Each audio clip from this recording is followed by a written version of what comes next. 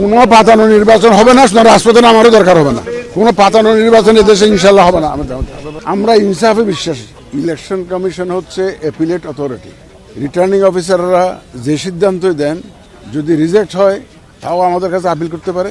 অত কারোটা যদি গ্রহণ করা হয়, কোনো ক্যান্ডিডেট যদি চায় বা কোনো আর্থিক প্রতিষ্ঠান যদি বলে যে আমারটা বকেয়াটা আদায় না করে তারা অ্যাকসেপ্ট করেছে, কোনো অভিযোগ যদি অ্যাগ্রিভ যদি থাকে, এনি ক্যান্ডিডেট ক্যান অ্যাপিল।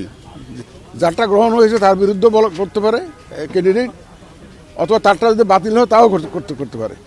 আমরা আইন অনুযায়ী একদম ইনশাল্লাহ দেখবেন আপনারা ন্যায় বিচার পাবে। ওই যে একটা এখন একটা কথা উঠছে না, ইনসাফ। আমরা ইনসাফে বিশ্বাসী এবং আমরা ইনসাফ করবো ইনশাল্লাহ। দেখবেন যে আমাদের হিয়ারিং হওয়ার পরে দেখবেন আপনারা যে আইন অনুযায়ী যা হবে, বিধিবিধান অনুযায়ী যা হবে, আমরা সেই ধরনের সিদ্ধান্ত দিব।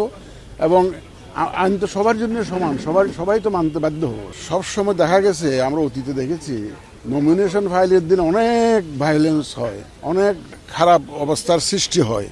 এইবার নমিনেশন ফাইলিং এত সুন্দরভাবে হয়েছে, কোথাও নমিনেশন ফাইল করতে গিয়ে মারামারি হয়েছে, কোনো গোলমাল হয়েছে, ভায়োলেন্স হয়েছে, এমন কোনো তথ্য আমরা পাইনি।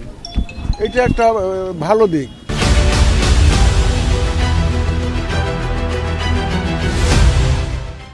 এবং এই যে এখানে যে আপিলে যে সবাই আসছে আমাদের এখানে, এটাও তো একটা বড় প্রমাণ যে মানুষ যে কত আগ্রহী ইলেকশন নির্বাচনের জন্য, কত আগ্রহী। এটাও একটা বড় প্রমাণ। নাহলে ওনারা দূর দূরান্ত থেকে এসে যে ওনাদের আপিল করতে আসতেন না আমাদের এখানে। তা এটা আমরা পজিটিভলি দেখছি, যে আপিল যে করতেছে এটা আমরা পজিটিভলি দেখছি। এবং অনেকে বলে যে নির্বাচন কমিশন এটা করেছে, ওটা করেছে, বাতিল করে দিয়েছে।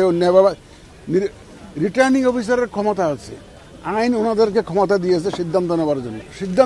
ওনাদের সিদ্ধান্ত ওনারা দিয়েছেন। এবং যারা আপিলে যখন আমাদের কাছে আসবে, আমরা আমাদের আইন অনুযায়ী যা করার আমরা কমিশন থেকে সিদ্ধান্ত দেব এবং একদম সম্পূর্ণ রকমভাবে ন্যায় বিচার আমরা করার সর্বোত্তম চেষ্টা আমরা করবো। এবং ন্যায় বিচারই হবে ইনশাল্লাহ আমাদের এখান থেকে। পোস্টার তো কোথায় আছে? আমি তো পোস্টার তো দেখি না। কোনো পাতানো নির্বাচন হবে না, রাজপথে আমারও দরকার হবে না। কোনো পাতানো নির্বাচন এদেশে ইনশাল্লাহ হবে না।